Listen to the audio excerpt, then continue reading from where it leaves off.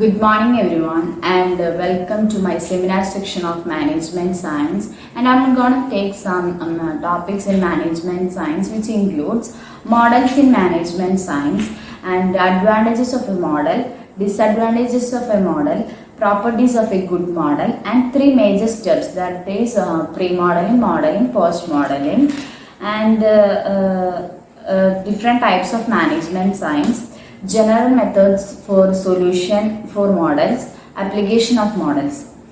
അപ്പം ഞാൻ ആദ്യം പറയുന്നത് മോഡൽസ് ഇൻ മാനേജ്മെന്റ് സയൻസ് ആണ്. ടെക്സ്റ്റ് ബുക്കിൽ B7 to B14 വരെയാണ് എൻ്റെ portion. Models play a very important role in management science. They are representation of reality. Models provide descriptions and explanations of the operations of the system that they represent. By experiment on them, we can determine how the changes in the relevant system will affect its performance. Management സയൻസിൽ ഏറ്റവും important ആയിട്ടുള്ള role വഹിക്കുന്ന ഒരു സംഭവമാണ് models എന്ന് പറയുന്നത്. അവര് റിയാലിറ്റിനെ represent ചെയ്യുന്നതാണ് ഈ മോഡൽസ് എന്ന് പറയുന്നത്.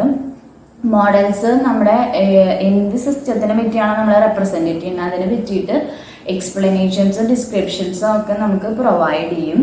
പിന്നെ നമ്മൾ ഈ മോഡൽസിൽ എക്സ്പെരിമെൻ്റ് ചെയ്യുന്നത് വഴി നമുക്ക് നമ്മുടെ ഈ റെലവൻറ്റ് സിസ്റ്റത്തിൽ എന്ത് ചേഞ്ചസ് ആണ് അതിൻ്റെ പെർഫോമൻസിന് ഇഫക്റ്റ് ചെയ്യണമെന്ന് നമുക്ക് മനസ്സിലാക്കാൻ സാധിക്കും. പിന്നെ a model in management science may be defined as an idealised representation of a real life system. ഈ മാനേജ്മെന്റ് സയൻസിൽ ഒരു മോഡലിനെ ഡിഫൈൻ ചെയ്തിരിക്കുന്നത് idealised representation of a real life system എന്നാണ്. നെക്സ്റ്റ് പറയുന്നത് advantages of a model. Advantages of a മോഡലിൽ first പറയുന്നത് it describes problem more concisely. ചുരുക്കിയ രീതിയിൽ നമ്മുടെ പ്രോബ്ലത്തിന് ഡിസ്ക്രൈബ് ചെയ്യാൻ ഈ മോഡലിന് സാധിക്കും. നെക്സ്റ്റ് പറയുന്നത് it provides some logical and systematic approach to the problem. ഒരു പ്രോബ്ലത്തിന് സിസ്റ്റമാറ്റിക് ആയിട്ട് ലോജിക്കായിട്ടും അപ്രോച്ച് ചെയ്യാൻ ഇതിന് സാധിക്കും. It indicates limitation and scope of the problem. പ്രോബ്ലത്തിന്റെ ലിമിറ്റേഷൻസും സ്കോപ്പും ഒക്കെ ഇത് ഇൻഡിക്കേറ്റ് ചെയ്യും. It tends to make the overall structure of the problem more comprehensive. നമുക്ക് മനസ്സിലാക്കുന്ന രീതിയിൽ ആ പ്രോബ്ലത്തിന്റെ സ്ട്രക്ചറിനെ നമുക്ക് മനസ്സിലാക്കാൻ സാധിക്കും. It facilitates dealing with the problem in its entirety. പ്രോബ്ലത്തിന്റെ പൂർണ്ണതയിൽ പ്രോബ്ലം മൊത്തത്തിൽ നമുക്ക് കൈകാര്യം ചെയ്യാൻ ഇത് സഹായിക്കും. It enables the use of high powered mathematical techniques to analyse the problem. ഒരു പ്രോബ്ലം അനലൈസ് ചെയ്യാൻ വേണ്ടി നമുക്ക് ഈ models high powered mathematical techniques use ചെയ്യാൻ സഹായിക്കും. It helps in finding avenue for new research and improvements in a system. ഒരു സിസ്റ്റത്തിന് new റിസർച്ചും അതുപോലെ തന്നെ ഇംപ്രൂവ്മെന്റ്സ് ഒക്കെ കണ്ടുപിടിക്കാൻ ഇത് സഹായിക്കും. നെക്സ്റ്റ് പറയുന്നത് disadvantages of a model. Models are only an attempt in understanding an operation and should never be considered as absolute in any sense. ഡിസ്അഡ്വാൻറ്റേജിൽ ആദ്യം പറയുന്നത് ഒരു ഓപ്പറേഷന് അതിനെ നമുക്ക് മനസ്സിലാക്കാൻ സാധിക്കുന്ന ഒരു ശ്രമമായിട്ടാണ് അതിനെ പറയുന്നുള്ളൂ മോഡലിന്. അല്ലാണ്ട് അതൊരു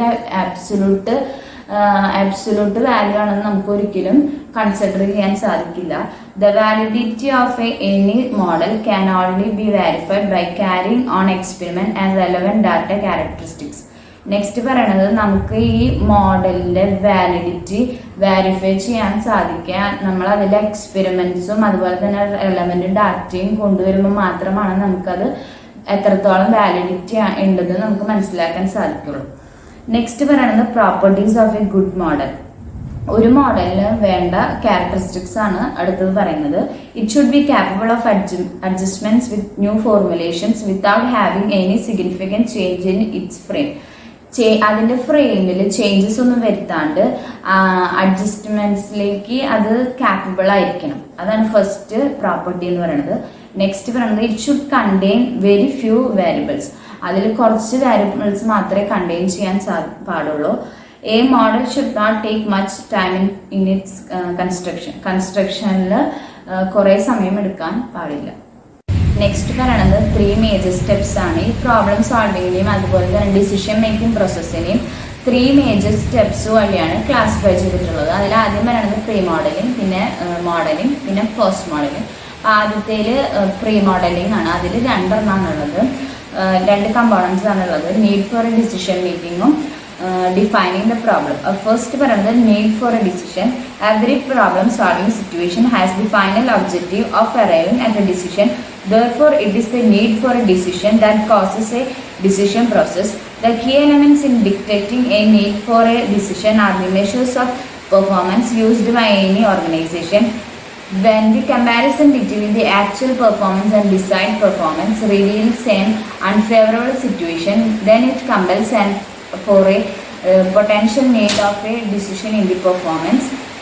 അപ്പോൾ ഇതിൽ പറയുന്നത് എല്ലാ പ്രോബ്ലം സോൾവിങ് സിറ്റുവേഷനിലും ഫൈനൽ ഒബ്ജക്റ്റീവ് എന്ന് പറയുന്നതാണ് ഒരു ഡിസിഷനിൽ എത്തുക എന്നുള്ളത്. അതുകൊണ്ട് തന്നെ ഒരു ഡിസിഷൻ്റെ ആവശ്യകതയാണ് ഒരു ഡിസിഷൻ പ്രോസസ്സിനെ അവിടെ സ്റ്റാർട്ട് ചെയ്തിരിക്കുന്നത്. ഒരു ഡിസിഷൻ വേണമോ വേണ്ടയോ എന്ന് ഡിക്റ്റേറ്റ് ചെയ്യുന്ന കീ എലമെൻ്റാണ് ഒരു ഓർഗനൈസേഷനിൽ യൂസ് ചെയ്തിട്ടുള്ള മെഷേഴ്സ് ഓഫ് പെർഫോമൻസ്. ഒരു ഓർഗനൈസേഷനിൽ നമ്മുടെ ആക്ച്വൽ പെർഫോമൻസ് ഡിസൈഡ് പെർഫോമൻസ് തമ്മിൽ കമ്പയർ ചെയ്യും. അപ്പോൾ അവിടെ ഒരു അൺഫേവറബിൾ സിറ്റുവേഷൻ എറൈസ് ചെയ്യും. അതാണ് നമുക്ക് പെർഫോമൻസിൽ ഡിസിഷൻ എടുക്കണോ വേണ്ടതെന്ന് തീരുമാനിക്കാൻ നമ്മളെ കമ്പൽ ചെയ്യുന്നു. In any decision making environment, objectives or criteria are used to assess the status quo. നിലവിലുള്ള സ്ഥിതി നമ്മളെ അസസ് ചെയ്യാൻ സാധിക്കുന്നത് അവിടുത്തെ ഒബ്ജക്റ്റീവ്സ് അതേപോലെ തന്നെ ക്രൈറ്റീരിയ നമ്മൾ യൂസ് ചെയ്യുന്നത് വഴിയാണ്. നെക്സ്റ്റ് പറയുന്നതാണ് defining the problem. In many cases defining the problem is the most important and the most difficult step. One may be related to other problems. Therefore, solving one problem without regard to other related problems can make the entire situation worse. Thus, it is important to analyze how the situation to one problem has impact on other problems.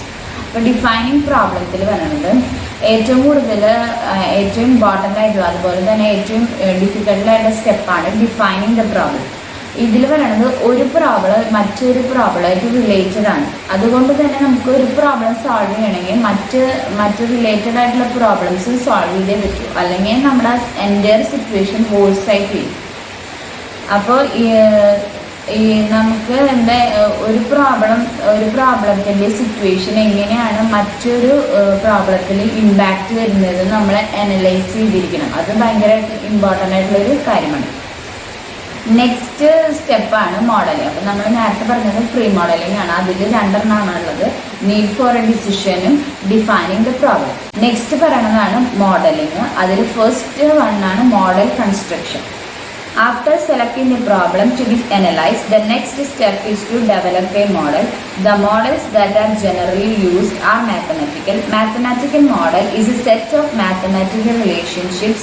The use of mathematics as a language for model representation has the advantage of being very compact and has the advantage of using high mathematical techniques. അപ്പോൾ നമ്മുടെ problem select ചെയ്ത് കഴിഞ്ഞാൽ അടുത്ത സ്റ്റെപ്പാണ് ഒരു model develop ചെയ്യുക എന്നുള്ളത്. അതിൽ മോഡൽസിൽ ജനറലായിട്ടും യൂസ് ചെയ്യുന്നത് മാത്തമാറ്റിക്കലാണ്. മാത്തമാറ്റിക്കൽ മോഡൽ എന്ന് പറയുന്നത് ഒരു മാത്തമാറ്റിക്കൽ റിലേഷൻഷിപ്സിൻ്റെ ഒരു സെറ്റാണ്. ഒരു മോഡൽ റെപ്രസെൻറ്റേഷനിൽ മാത്തമാറ്റിക്സ് ഒരു ലാംഗ്വേജ് ആയിട്ട് യൂസ് ചെയ്യുന്നത് വഴി നമുക്ക് കുറച്ച് അഡ്വാൻറ്റേജസ് ഉണ്ട്. അത് എന്താണെന്ന് വെച്ച് കഴിഞ്ഞാൽ അത് വളരെ കോമ്പാക്റ്റ് ആയിരിക്കും. അതുപോലെ തന്നെ ഹൈ മാത്തമാറ്റിക്കൽ ടെക്നിക്സ് യൂസ് ചെയ്യാൻ സഹായിക്കും. നെക്സ്റ്റ് പറയുന്നത് ഒരു മാത്തമാറ്റിക് മോഡലിൽ എന്തൊക്കെ ഇൻക്ലൂഡഡ് ആണ്. A mathematic model include decision variables and parameters, constraints and objective function. Decision variables-ഉം പാരാമീറ്റേഴ്സും കൺസ്ട്രെയിൻസും ഒബ്ജക്റ്റീവ് ഫംഗ്ഷനൊക്കെയാണ് ഇതിൽ ഇൻക്ലൂഡഡ് ആയിട്ടുള്ള കാര്യങ്ങൾ. ഡിസിഷൻ വാരിയബിൾ എന്താണെന്ന് വെച്ച് കഴിഞ്ഞാൽ decision variables are the unknowns and are to be determined by solving the model. Decision variable എന്ന് പറയുന്നത് ഒരു അൺനോൺ ആയിരിക്കും. അത് നമുക്ക് ഡിറ്റർമൈൻ ചെയ്യാൻ സാധിക്കുക നമ്മൾ മോഡലിൽ സോൾവ് ചെയ്താൽ മാത്രമാണ്. Parameters are constants which relate to the decision variables to the constraints and objective functions. Parameters എന്ന് പറയുന്നത് കോൺസ്റ്റൻ്റ് ആയിരിക്കും, അത് ഡിസിഷൻ വാരിയബിൾക്കായിട്ട് റിലേറ്റഡ് ആയിരിക്കും. Constraints are the restrictions on the decision variables. Constraints എന്ന് പറയുന്നത് ഡിസിഷൻ വാരിയബിൾസിനുള്ള റെസ്ട്രിക്ഷൻസ് ആണ്. Objective function defines the measure of effectiveness of the system. Objective function എന്ന് പറയുന്നത് നമ്മുടെ സിസ്റ്റത്തിൻ്റെ ഇഫക്റ്റീവ്നെസ് എത്രത്തോളം ഉണ്ടെന്ന് മെഷർ ചെയ്യാൻ സഹായിക്കുന്നതാണ്. ഈ മോഡൽ ഡെവലപ്പ് ചെയ്യുമ്പോൾ നമ്മൾ നന്നായി ശ്രദ്ധിച്ചിരിക്കണം. ഈ മോഡൽ നമുക്ക് സോൾവബിൾ ആയിരിക്കണം, റിയലിസ്റ്റിക് ആയിരിക്കണം, ഈസി ടു അണ്ടർസ്റ്റാൻഡ് ആയിരിക്കണം, മോഡിഫൈ ആയിരിക്കണം. പിന്നെ ഈ മോഡൽ എന്ന് പറയുന്ന നെക്സ്റ്റ് സ്റ്റെപ്പാണ് acquiring input data. Once the structure of a model has been determined, it is usually necessary to collect data for the modeling process. For a larger problem, collecting accurate data can be one of the most difficult steps in performing quantitative analysis.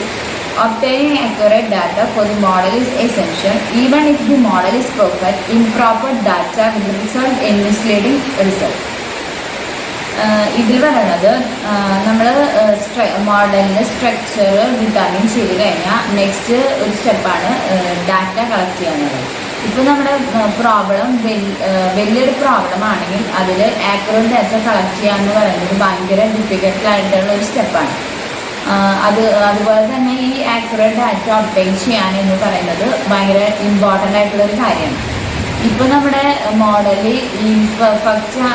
Model perfect ആണെങ്കിലും improper ആയിട്ടുള്ള data അതിനെ mislead ചെയ്യും, റിസൾട്ടിൽ mislead ചെയ്യും.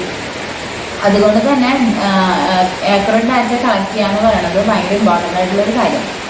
Next ഈ മോഡലിങ്ങിലെ സ്റ്റെപ്പാണ് developing the solution.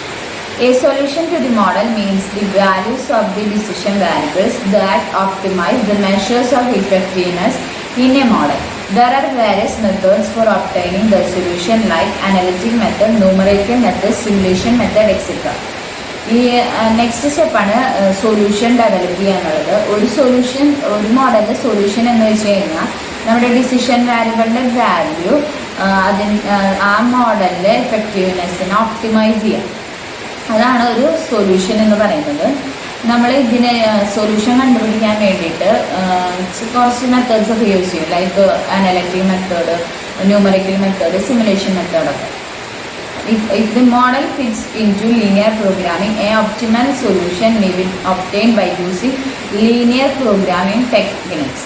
ഇപ്പം നമ്മൾ ലീനിയർ പ്രോഗ്രാമിംഗ് ആണ് യൂസ് ചെയ്യണതെങ്കിൽ ഒപ്റ്റിമൽ സൊല്യൂഷൻ നമുക്ക് ഒബ്റ്റെയിൻ ചെയ്യാൻ സാധിക്കുക ലീനിയർ പ്രോഗ്രാമിംഗ് ടെക്നിക്സ് യൂസ് ചെയ്യുന്നത് വഴിയായിരിക്കും. നെക്സ്റ്റ് ഇതിൽ ലാസ്റ്റ് സ്റ്റെപ്പാണ് മോഡലിംഗ് ഉള്ളത്, testing the solution. Before a solution can be analyzed and implemented, it needs to be completely tested. The solution depends on the input data and the model. Therefore, both the input data and model should be tested. Testing the input data and the model includes determining the accuracy and completeness of the data used by the model. Inaccurate data will lead to an inaccurate solution. അപ്പോൾ ഈ testing the സൊല്യൂഷനിൽ പറയുന്നത് നമ്മൾ ഈ solution analyse ചെയ്യുന്നതിന് മുൻപ് അതുപോലെ തന്നെ ഇംപ്ലിമെൻറ്റ് ചെയ്യണതിന് മുമ്പ് ഈ സൊല്യൂഷൻ നമ്മൾ കംപ്ലീറ്റ്ലി ടെസ്റ്റ് ചെയ്തിരിക്കണം. ഈ സൊല്യൂഷൻ മെയിൻലി ഡിപ്പെൻഡ് ചെയ്തിരിക്കുന്നത് ഇൻപുട്ട് ഡാറ്റയിലും അതേപോലെ തന്നെ മോഡലിലുമാണ്. അതുകൊണ്ട് തന്നെ ഇൻപുട്ട് ഡാറ്റയും മോഡലും നമ്മൾ എന്തായാലും ടെസ്റ്റ് ചെയ്തിരിക്കണം. ടെസ്റ്റിംഗ് ദ ഇൻപുട്ട് നമ്മൾ ഇൻപുട്ട് ഡാറ്റയും അതുപോലെ തന്നെ മോഡലും ടെസ്റ്റ് ചെയ്യുന്നത് വഴി നമുക്ക് ഈ മോഡല് അല്ലെങ്കിൽ ഈ ഡാറ്റ എത്രത്തോളം ആക്യുറസി ആണ് അതേപോലെ തന്നെ ആ കംപ്ലീറ്റ്നെസ് ആണെന്ന് നമുക്ക് മനസ്സിലാക്കാൻ സാധിക്കുക നമ്മൾ ഈ ഇൻപുട്ട് ഡാറ്റ അതുപോലെ തന്നെ മോഡലൊക്കെ ടെസ്റ്റ് ചെയ്യുന്നത് വഴിയാണ്. ഇപ്പോൾ നമ്മൾ കൊടുത്തിരിക്കുന്ന ഡാറ്റ ഇന്നാക്യുറേറ്റ് ആണെങ്കിൽ അത് ഇന്നാക്യുറേറ്റ് സൊല്യൂഷനിലാണ് എത്തിച്ചത്. നെക്സ്റ്റ് മേജർ അപ്പോൾ മോഡലിങ്ങിൻ്റെ 4 സ്റ്റെപ്പാണ് ഇപ്പോൾ പറഞ്ഞത്.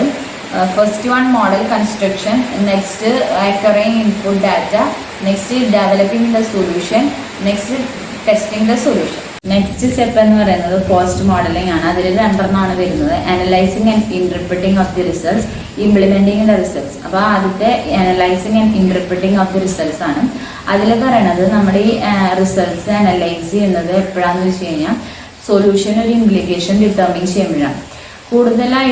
കൂടുതൽ കേസസിലും ഈ പ്രോബ്ലം സൊല്യൂഷൻ കണ്ടുപിടിക്കുമ്പോൾ അവിടെ ഒരു ആക്ഷനോ അല്ലെങ്കിൽ ഒരു ചേഞ്ചസ് ഓഫ് ഓർഗനൈസേഷൻ വരും.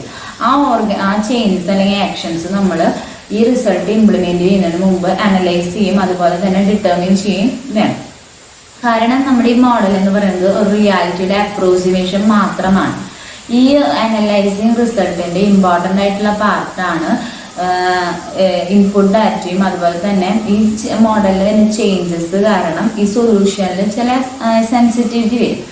അതാണ് ഈ അനലൈസിങ് റിസൾട്ട്സിന്റെ ഇമ്പോർട്ടൻ്റ് ആയിട്ടുള്ള പാർട്ട്. അങ്ങനെ വരുന്ന അനലൈസിസിനെയാണ് സെൻസിറ്റിവിറ്റി അനലൈസിസ് എന്ന് പറയുന്നത്. പിന്നെ ഇതിൽ പറയണത് ഇപ്പോൾ ഡാറ്റ നമ്മൾ കൊടുക്കുന്നത് റോങ് ആയിട്ടാണെങ്കിൽ നമ്മുടെ സൊല്യൂഷനും റോങ് ആയിരിക്കും. പിന്നെ ഇതിൽ when one or more variables change significantly the solution goes out of control. In such situations the model should be modified accordingly. ഇപ്പോൾ ഒന്നോ അതിൽ കൂടുതൽ വാരിയബിൾസിൽ ചേഞ്ചസ് വന്നു കഴിഞ്ഞാൽ നമ്മുടെ സൊല്യൂഷൻ നമ്മുടെ കൺട്രോളിൽ നിൽക്കില്ല. അതുകൊണ്ട് തന്നെ ആ സിറ്റുവേഷനിൽ നമ്മൾ അതിനനുസരിച്ച് മോഡിഫൈ ചെയ്യണം. ഇതാണ് ഫസ്റ്റ് സ്റ്റെപ്പിൽ പറയുന്നത്. പോസ്റ്റ് മോഡലിൽ നെക്സ്റ്റ് സ്റ്റെപ്പാണ് ഇംപ്ലിമെന്റിംഗ് റിസൾട്ട്സ്. ഈ പോസ്റ്റ് മോഡലിലെ ഫൈനൽ സ്റ്റെപ്പാണ് റിസൾട്ട് ഇംപ്ലിമെന്റ് ചെയ്യുക എന്നുള്ളത്. The solution obtain and it's realities must be carefully examined at this stage. This is the stage of incorporating the solution into the organization. ഈ ഇതിൽ നമുക്ക് കിട്ടിയിരിക്കുന്ന solution അതുപോലെ തന്നെ അതിൻ്റെ റിയാലിറ്റിയും ഈ സ്റ്റേജിൽ നമ്മൾ ഇമ്പോർട്ടൻ്റ് ആയിട്ടും കെയർഫുള്ളി ആയിട്ടും എക്സാമിൻ ചെയ്തിരിക്കണം. ഈ സ്റ്റേജിലാണ് നമ്മൾ ഈ സൊല്യൂഷൻ ഈ നമ്മുടെ ഓർഗനൈസേഷനിലേക്ക് ഇൻകോർപ്പറേറ്റ് ചെയ്യുന്നത്. The experts of the management science and those who are responsible for managing the organization must show mutual cooperation for implementing the results thereof. നമുക്ക് കിട്ടിയിരിക്കുന്ന റിസൾട്ട്സ് ഇംപ്ലിമെന്റ് ചെയ്യുമ്പോൾ നമ്മുടെ മാനേജ്മെന്റ് സയൻസിന്റെ എക്സ്പേർട്സും അതുപോലെ തന്നെ ഓർഗനൈസേഷനിൽ മാനേജ് ചെയ്യുന്നത് ആരാണോ അവരും നമ്മുടെ മ്യൂച്വൽ കോർപ്പറേഷൻ ഉണ്ടായിരിക്കും. അപ്പോൾ പോസ്റ്റ് മോഡലിങ്ങിന്റെ 2 സ്റ്റെപ്സ് ആണ് പറഞ്ഞത്. Analysing and interpreting of the റിസൾട്ട്സും ഇംപ്ലിമെന്റിംഗ് ദി റിസൾട്ട്സും. നെക്സ്റ്റ് ടോപ്പിക് എന്ന് പറയുന്നത് different types of management science models ആണ്. അതിൽ 3 തരത്തിലുള്ള മോഡൽസ് ആണുള്ളത്. ഐക്കോണിക് മോഡൽസും അനലോഗ് മോഡൽസും സിംബോളിക് മോഡൽസും. ഫസ്റ്റ് പറയുന്നത് ഐക്കോണിക് മോഡൽസ് ആണ്. Iconic models represent the system as it is but in different in size. Thus iconic models are obtained by enlarging or reducing the system of the size of the system. In other words, they are images. Iconic models എന്ന് പറയുന്നത് നമ്മുടെ സിസ്റ്റത്തിനെ അതുപോലെ തന്നെ represent ചെയ്യും, പക്ഷെ അതിന്റെ സൈസിൽ different ഉണ്ടായിരിക്കും. അതുകൊണ്ട് തന്നെ നമുക്ക് ഈ ഐക്കോണിക് മോഡൽസ് ഒബ്റ്റെയിൻ ചെയ്യാൻ സാധിക്കുന്നത് സിസ്റ്റത്തിന്റെ സൈസ് എൻലാർജ് ചെയ്യുമ്പോഴോ അല്ലെങ്കിൽ റെഡ്യൂസ് ചെയ്യുമ്പോഴാണ് നമുക്ക് ഐക്കോണിക് മോഡൽസ് ഒബ്റ്റെയിൻ ചെയ്യാൻ സാധിക്കുന്നത്. അതിന് ഷോർട്ടായിട്ട് പറയുന്നതാണ് images. Example photographs, globes, maps, ഇതൊക്കെയാണ് അതിൻ്റെ എക്സാമ്പിൾസ് എന്ന് പറയുന്നത്. ഇതിന് ചില അഡ്വാൻറ്റേജസ് ഉണ്ട്. Iconic models have got some advantages. They are specified and concrete. They are easy to construct. They can be studied more easily than the system itself. പിന്നെ അതിന് disadvantages ഉണ്ട്. They are difficult to manipulate for experimental purposes. They cannot be used to study the changes in operation of the system. It is not easy to make any modification or improvement in these models. Also, adjustment with changing situations cannot be done in these models. അപ്പോൾ ഇതാണ് iconic മോഡൽസിൽ പറയുന്നത്. Next മോഡലാണ് analogue models. Analogue models എന്ന് പറയുന്നത്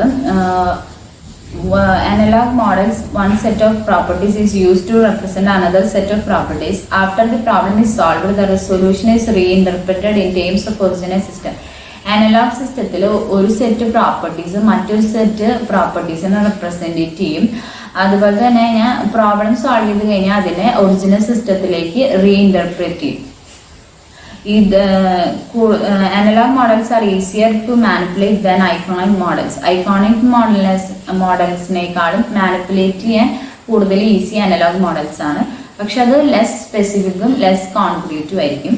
next മോഡലാണ് symbolic models. In symbolic models letters, numbers and other types of mathematical symbols are used to represent variables and the relationship between them. ഈ symbolic മോഡൽസിൽ നമ്മൾ letters, numbers അല്ലെങ്കിൽ other types of symbols ആണ് use ചെയ്യുന്നത്. നമ്മുടെ വാരിയബിൾസിനെ അതുപോലെ തന്നെ അതിൻ്റെ റിലേഷൻഷിപ്പിനെ റെപ്രസെൻറ്റ് ചെയ്യാൻ പലതരത്തിലുള്ള സിംബൽസ് യൂസ് ചെയ്യുന്നുണ്ട്. Symbolic models are most abstract and most general. They are usually the easiest to manipulate experimentally.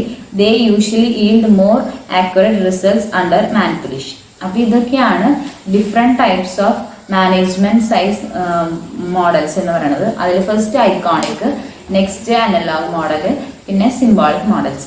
Next ടോപ്പിക്കാണ് general methods of solution for models. Models are generally solved by the following methods. ചില methods use ചെയ്തുകൊണ്ടാണ് നമ്മൾ ഈ models solve ചെയ്യുക.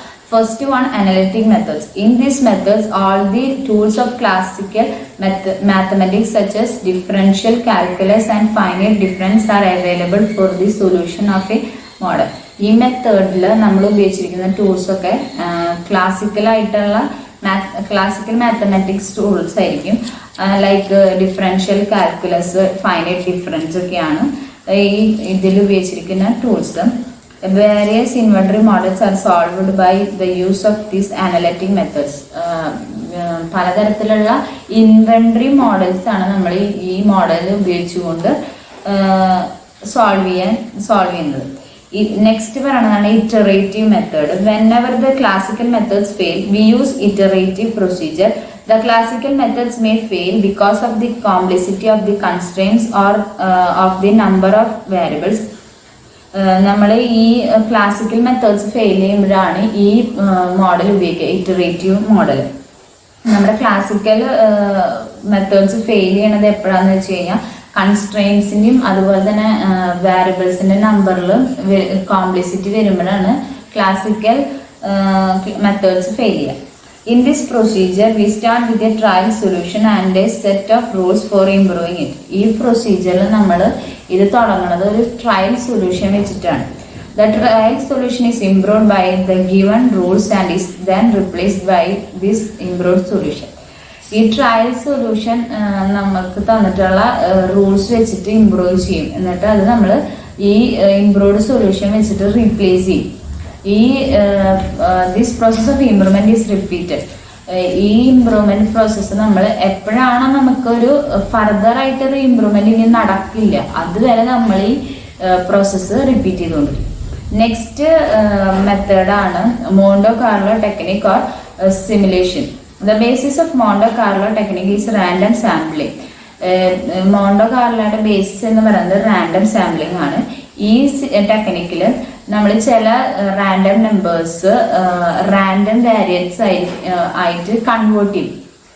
ഈ random വാരിയൻസിന്റെ behaviour എന്ന് പറയുന്നത് നമുക്ക് പാസ്റ്റ് എക്സ്പീരിയൻസിൽ നിന്ന് കിട്ടിയതായിരിക്കും. In short, Monte Carlo technique is concerned with experiments on random numbers and it provides solutions to complicated management problems. ഈ മോണ്ടോ കാർലോ ടെക്നിക് എന്ന് പറയുന്നത് റാൻഡം നമ്പേഴ്സ് വഴി നടത്തുന്ന എക്സ്പീരിമെന്റ്സും അതുപോലെ തന്നെ കോംപ്ലിക്കേറ്റഡ് ആയിട്ടുള്ള മാനേജ്മെന്റ് പ്രോബ്ലത്തിന് ഇത് സൊല്യൂഷൻ പ്രൊവൈഡ് ചെയ്യും. ഇതിനൊക്കെ റിലേറ്റഡ് ആണ് ഈ മോണ്ടോ കാർലോ ടെക്നിക് എന്ന് പറയുന്നത്. നെക്സ്റ്റ് ടോപ്പിക് എന്ന് പറയുന്നതാണ് application of models. First one allocation models. Allocation models involve the allocation of resources to activities in such a manner that some measure of effectiveness is optimized. Allocation model എന്ന് പറയുന്നത് നമ്മുടെ റിസോഴ്സസിനെ നമുക്ക് ആവശ്യമായിട്ടുള്ള ആക്ടിവിറ്റിയിലേക്ക് allocate ചെയ്യും. എന്തിനാന്ന് വെച്ച് കഴിഞ്ഞാൽ നമ്മുടെ ഇഫക്റ്റീവ്നെസ് ഒപ്റ്റിമൈസ് ചെയ്യാൻ വേണ്ടിയിട്ട്. Allocation problems can be solved by linear and non-linear programming techniques. Allocation problem നമ്മൾ സോൾവ് ചെയ്യുന്നത് മെയിനായിട്ടും ലീനിയറും അതുപോലെ തന്നെ non linear program techniques use ചെയ്തുകൊണ്ടായിരിക്കും. It is a technique used to allocate scarce resource in a optimal manner in problems of scheduling, product mix and so on.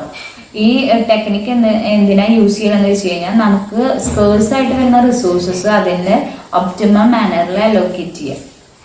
Sequencing models. ഈ sequencing models എന്ന് പറയുന്നത് ചില സീക്വൻസിൽ അതുപോലെ തന്നെ ഓർഡറിലും ഐറ്റംസിനെ place ചെയ്യുക. ഇതിന് related ആയിട്ടുള്ള മോഡൽസ് ആണ് സീക്വൻസിങ് മോഡൽസ് എന്ന് പറയുന്നത്.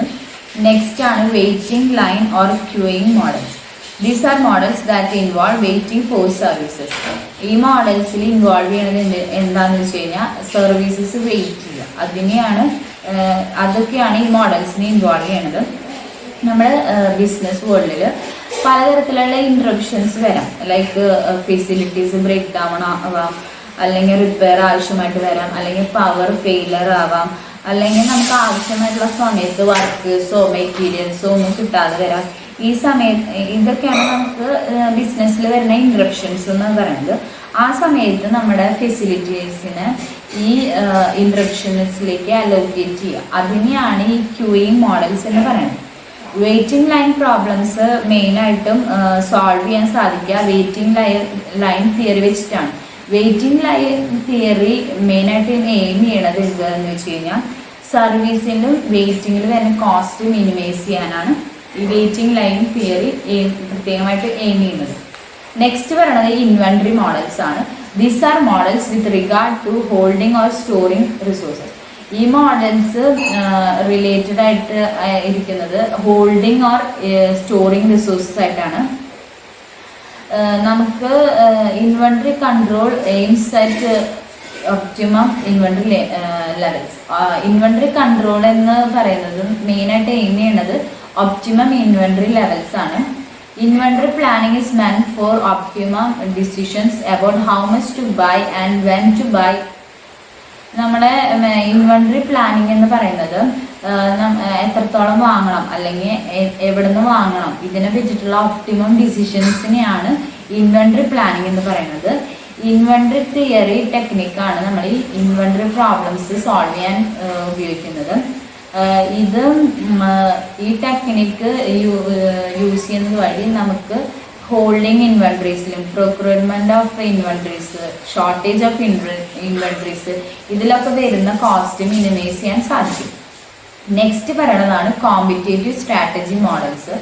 ഈ മോഡൽസ് വരുന്നത് എപ്പോഴാന്ന് വെച്ച് കഴിഞ്ഞാൽ ഒന്നോ അതിൽ കൂടുതലോ ആൾക്കാർ കോമ്പറ്റ് ചെയ്യുക ചില റിസോഴ്സിന് വേണ്ടി. അപ്പനാണ് ഈ കോമ്പറ്റേറ്റീവ് സ്ട്രാറ്റജി മോഡൽസ് എറേസ് ചെയ്യുക. ഗെയിം മോഡലാണ് ഈ കോമ്പറ്റേറ്റീവ് സിറ്റുവേഷനിൽ ഡിറ്റർമിൻ ചെയ്യാൻ നമ്മളെ സഹായിക്കുന്നത്. നെക്സ്റ്റ് ആണ് network models. Network models involve the determination of N optimum sequence of performing certain operations concerning some jobs in order to minimize overall time or cost. ഈ network മോഡൽസിൽ മെയിനായിട്ടും പറയുന്നത് ചില ജോബ്സിൻ്റെ ഓപ്പറേഷൻസ് പെർഫോം ചെയ്യുമ്പോൾ optimum sequence determine ചെയ്യാം. അതാണ് ഈ network models എന്ന് പറയുന്നത്. നെക്സ്റ്റ് പറയുന്നത് സിമുലേഷൻ മോഡൽസ് ആണ്. Simulation is a technique of testing a model which resembles a real life situation. Real life സിറ്റുവേഷനോടനുബന്ധിച്ചിട്ട് നമ്മളൊരു മോഡൽ ടെസ്റ്റ് ചെയ്യുമ്പോൾ യൂസ് ചെയ്യണതാണ് ഈ സിമുലേഷൻ ടെക്നിക്ക് എന്ന് പറയുന്നത്. This techniques is use to imitate an operation prior to actual performance. Actual പെർഫോമൻസിന് മുൻപ് വരുന്ന ഓപ്പറേഷനെ ഇമിറ്റേറ്റ് ചെയ്യാനാണ് ഈ ടെക്നിക്ക് യൂസ് ചെയ്യുന്നത്. രണ്ട് തരത്തിലുള്ള മെത്തേഡ്സ് ആണ് ഇതിലുള്ളത്, മോണ്ടോ കാർലോ മെത്തേഡും സിസ്റ്റം സിമുലേഷൻ മെത്തേഡ്. നെക്സ്റ്റ് പറയുന്നതാണ് search models. This models concern itself with search problems. Search പ്രോബ്ലംസിന് റിലേറ്റഡ് ആയിട്ടുള്ളതാണ് സെർച്ച് മോഡൽസ് എന്ന് പറയുന്നത്. Next replacement models. These are models concern with situations that arise when some models need replacement. ഈ model എപ്പോഴാണ് വരുന്നത് എന്ന് വെച്ച് കഴിഞ്ഞാൽ നമ്മുടെ റീപ്ലേസ്മെന്റ് ആവശ്യം വരുമ്പോഴാണ് ഈ മോഡൽ എറേസ് ചെയ്യുക. എപ്പോഴാണ് നമ്മുടെ ഇപ്പോൾ ബ്രേക്ക് ഡൗൺ ആവുക അല്ലെങ്കിൽ ന്യൂ ഡെവലപ്മെന്റ്സ് വരുമ്പോൾ ഔട്ട്ഡേറ്റഡ് ആവുക, ആ ടൈമിലൊക്കെ നമുക്ക് ഐറ്റംസ് റീപ്ലേസ്മെന്റ് ആവശ്യമാണ്.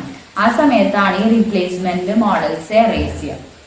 അപ്പൊ ഇതിൽ ആപ്ലിക്കേഷൻ ഓഫ് മോഡൽസിൽ 9 എണ്ണാണുള്ളത്. Allocation models, sequencing models, waiting line, inventory models, competitive strategy models, network models, simulation models, search models, replacement models.